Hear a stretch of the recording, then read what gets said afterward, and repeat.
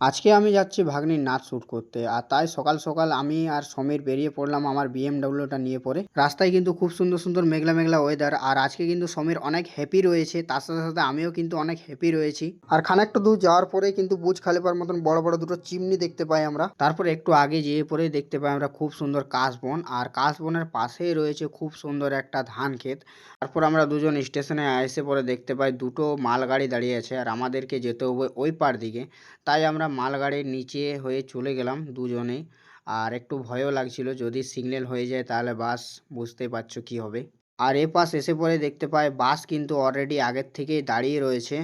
তাই বেশি না দেরি করে আমি বাসের মধ্যে উঠে পড়লাম। আর দেখতে পাচ্ছ পুরো একদম ঘেমে অস্থির হয়ে গেছি। এত গরম দিচ্ছে যে কোনো বলার নেই। বাসবেলা এত ঘামতে দেখে কুলারটা চালু করে দেয় বাসের। আর কুলারের হাওয়া খেতে খেতে আমরা পৌঁছে যাই দিদির বাড়ির দিকে। আর দিদির কুড়িতে এসে পরেই দেখতে পাই ছোট্টখাট্ট একটা নদী। তারপর নদী পার করে আমি আর সমেত চলে আসি দিদির বাড়িতে ফাইনালি। তারপর কিছুক্ষণ ওয়েট করার পর আমরা টোটো করে চলে যাই আমরা শুটের দিকে। আর এই রয়েছে ভাগ্নি, দেখে নাও কত সুন্দর লাগছে ভাগ্নিকে দেখতে। আর কিছুক্ষণের মধ্যে আমরা শুটের প্লেসে পৌঁছে যাই। আর এই রয়েছে নদী, এখানে শুট হবে। তারপর শুট শুরু হতে না হতেই প্রচুর পরিমাণে বৃষ্টি নেমে আসে।